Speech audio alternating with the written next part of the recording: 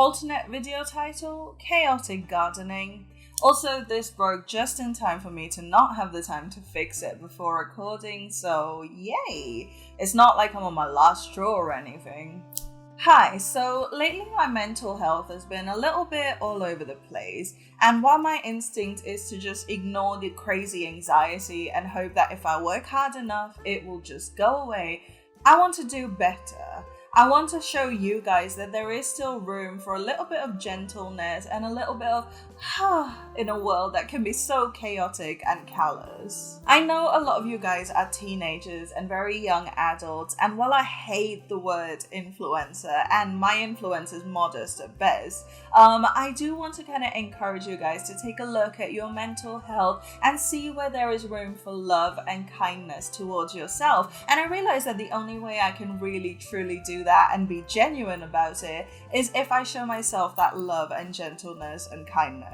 So welcome to my mental health week. I don't have the energy to make an art tutorial this week, though I might paint for a little bit, but I do want to take this time to share with you guys some thoughts on mental health, how I've been coping a little more healthily of late, and hopefully by the end of this you will have some ideas on how you can identify and help your own brain and give it some tender love that it desperately needs.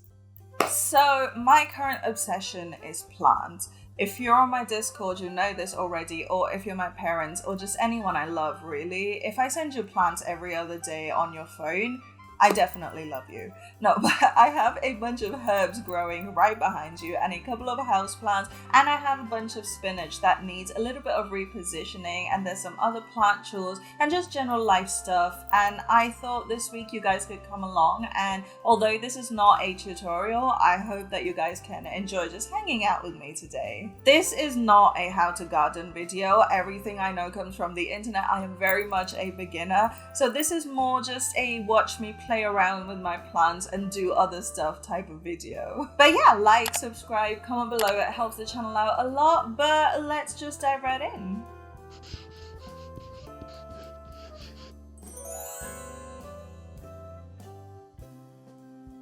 So here's the thing, I've had pretty severe anxiety all my life. It's been debilitating and has kept me from enjoying the vast majority of things that people enjoy as children, teenagers, and as young adults. For those of you who don't really understand anxiety, think of it like this. You know when you're watching a horror movie and there is a moment before the jump scare where the music rises and the ambient noise fades away and you just know there is a monster around the corner? Just that build-up alone is way scarier than actually seeing the monster, right? Imagine living every moment of your life in that state forever. Welcome to anxiety. In fact, it wasn't until I first got on medication at age 22 that I realized, hey, maybe there is more to life than just worrying about things that have happened, are happening, and will happen, most of all. But lately, I've been tapering down my meds due to side effects, and oh boy, the last 6 years really made me forget what anxiety felt like, and now she's back with a vengeance. But by not having to cope with anxiety for the last 6 years, I was actually able to do a lot of healing work on all the underlying trauma that caused it, and also work on creating some healthy coping mechanisms that really helped me ground into my body and into the present moment. The most important one, of course, has been art. There's something so relaxing and comforting about whipping out my stylus and painting for hours on end that I legitimately decided this was how I wanted to feel every single day. And so a new career path was unlocked. However, with this now being my actual day job, it quickly became not my coping mechanism. So now I try to actively go out of my way to engage in other hobbies, and the primary one is plants. So come spend some plant times with me for a bit.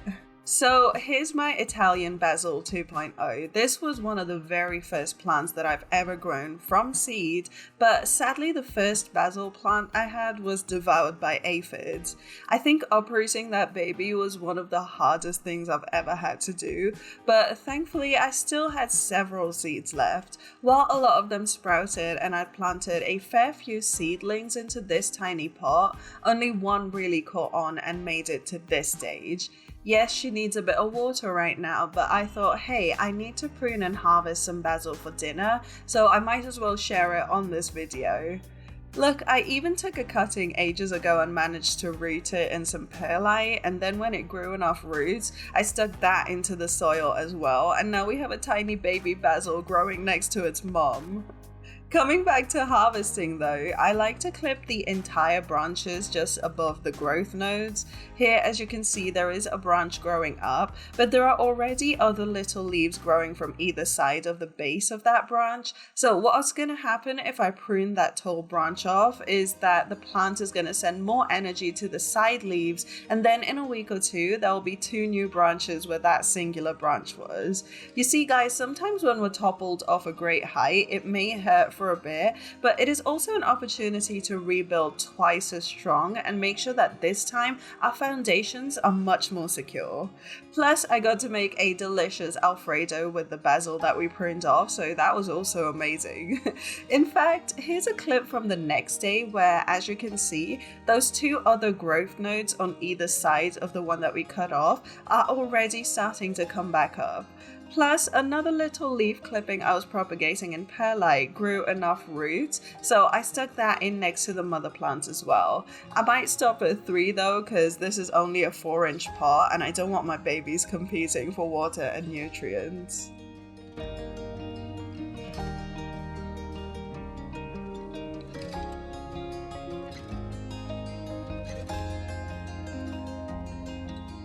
And here's a couple of little mint babies that I actually propagated off of sprigs from the groceries. I legitimately stuck some clippings from mint that we bought for eating into perlite, which, as you can probably tell, is my favorite way to propagate. And now we have 2 little plants which have grown like crazy. Literally both of these were just as tall as the very base where they branch into 2, and I've had this maybe a month. Mint is apparently insanely quick to grow, and you shouldn't put it directly into the ground because it will take root and send out runners, and people have had their entire gardens taken over by a single mint plant. So this one is going to live in a little pot, thank you very much. I also decided to prune this baby down hard because I do want her branching out more. Plus, I might make some nice mint mayo, a tiny amount of course, to go into like sandwiches and stuff, and also propagate some more cuttings because watching the roots grow makes me really happy. Let's take a quick instant ramen noodle break before I show you another plant, because if there is one part of mental health that we cannot compromise on, it is good food. Or junk food. Is instant noodles junk food? Comment below.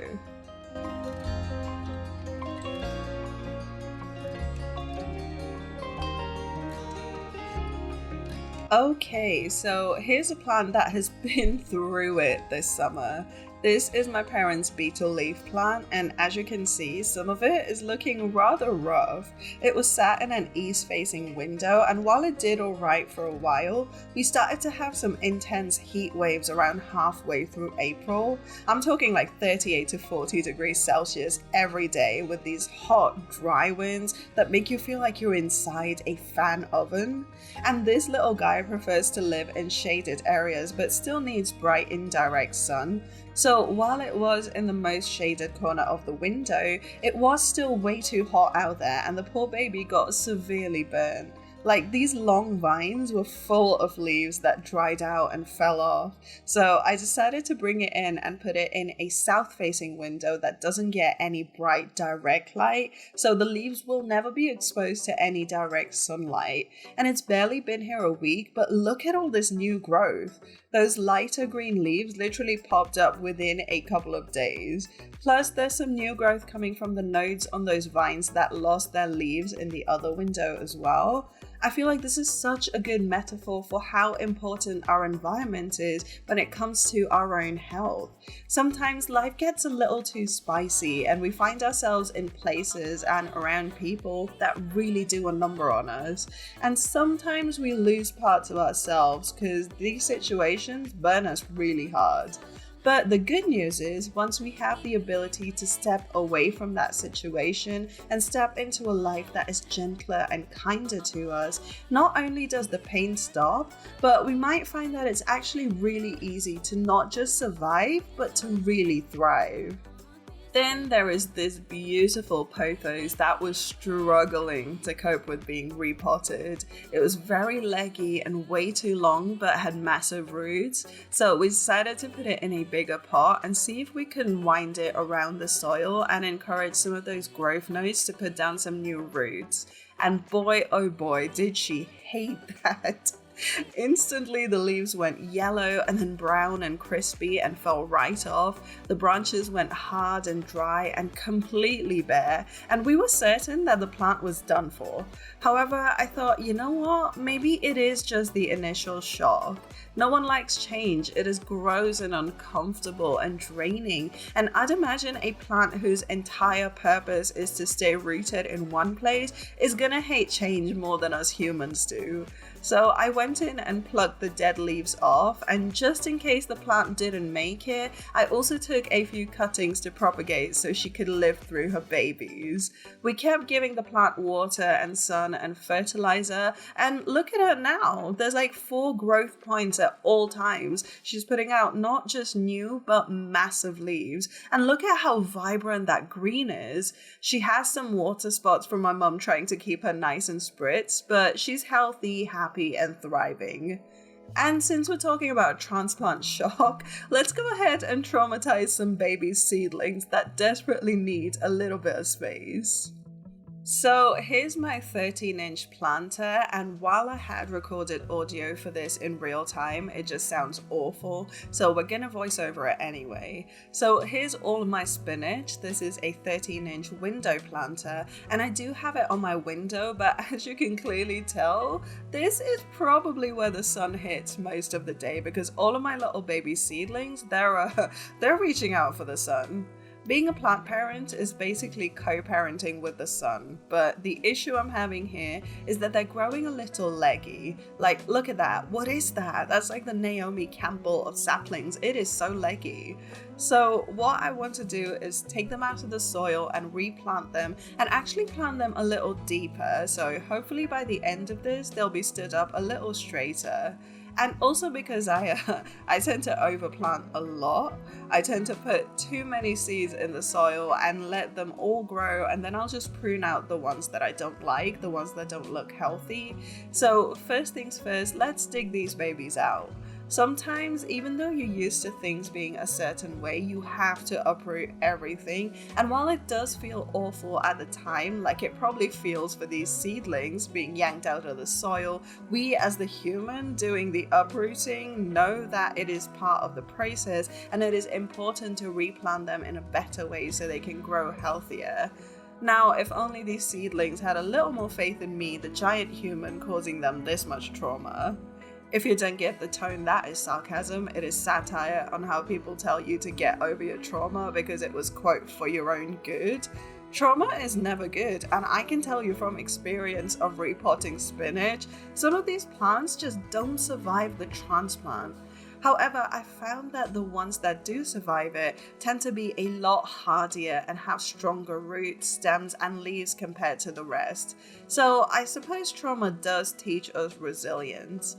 Again, not glorifying trauma, please don't take it in that way, but this is mostly me talking to my own anxiety. We've made it through some serious BS, sometimes life-threatening BS. We can definitely make it through another day.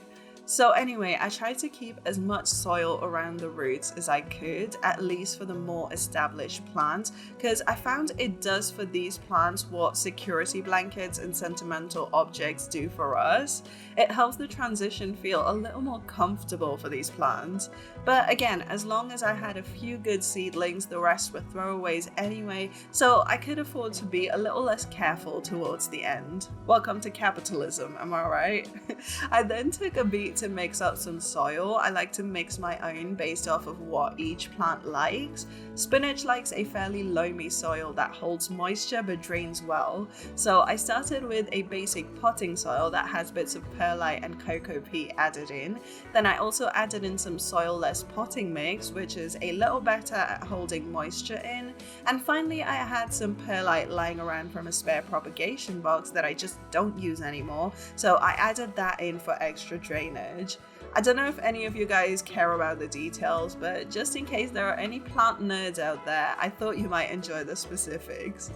Then it was time to replant, this time being careful to A, space the plants and seedlings out a lot better so the roots have space to grow, and B, plant the leggy seedlings deeper into the soil so they don't fall over and break when they grow heavier leaves.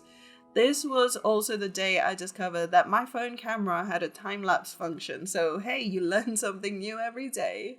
And finally, after bottom watering my plants, I put it back in its spot by the window, and hopefully in a couple of weeks, we'll have a nice bit of spinach. Also, can we appreciate this massive cloud? And is it bad that my immediate thought was, ooh, this would make for a really nice cloud brush? Anyway, let's finish up the inks for this piece because wow, this video is long. But I just wanted to take some time this week and show you some ways in which I find inspiration and healing through the simpler things in life.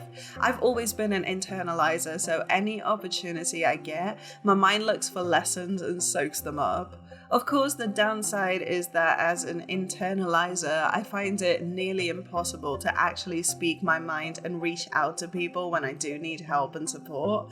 And obviously, this video isn't me trying to use you guys as therapy, but it definitely feels like a step in the right direction. Maybe one day I'll be ready for talk therapy without feeling that weird guilt of unburdening myself onto a complete stranger, which I obviously know that is not how therapy works. And like, if I were giving a friend advice, I know I would recommend therapy. But as I'm sure most of you guys know, it is so much easier to give people good, solid advice and so much harder to take our own solid advice. I often struggle with the feeling of being a burden on the people I love. And while I can consciously recognize that that is an irrational feeling, it is hard to get your subconscious to understand logic, right?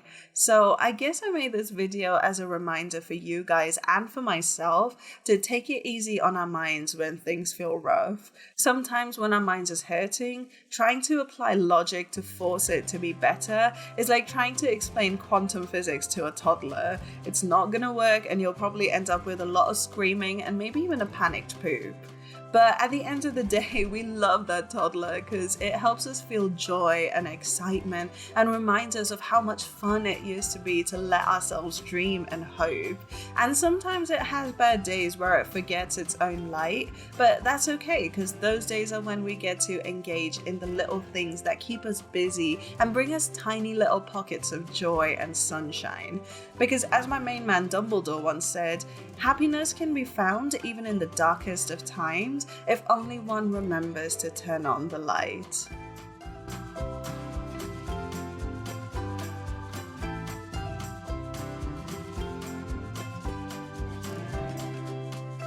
Well, I'm recording this bit on Tuesday, and while my mind already feels marginally better, hopefully by the end of this week my mind is doing a lot better than it was at the start of the week. But like I said, I wanted this video to serve as a very gentle reminder to check in with yourself, take care of your mind, and give it some extra tender love and care wherever and whenever it needs it. What are some of your favorite healthy coping mechanisms? Leave them in the comments below because I'm sure we can all learn a lot from you. And while I know this wasn't necessarily an art tutorial type video, my brush pack is still available and will always be available on Gumroad. There's over 60 custom brushes that I made from scratch that will make your life a lot easier. So I'll link it up here, check it out, and it's a great way to support the channel as well. And if you want to grab the brush pack and also support the channel in a longer term type thing, my Patreon is open. I'll leave a link to that up here now. And yeah, it helps the channel out a lot, so thank you so much for your support. Come say hi on Instagram and Discord, the latter especially, if you want to keep up with everything that I'm currently obsessed with, and also make some amazing new friends. The people on there are awesome, you guys. And if you enjoyed this video and maybe want to see a couple more like this in the future, make sure you hit that thumbs up down below and subscribe to my channel. But that's about all I have to say today, so thank you guys so much for hanging out with me. I really hope you enjoyed it, and I'm so grateful that despite this being a very unusual video, you're still here and you're just hanging out with me every single week. That means the whole world to me. Make sure you're okay, take very good care of yourself, and I'll see you guys on the next one. Bye!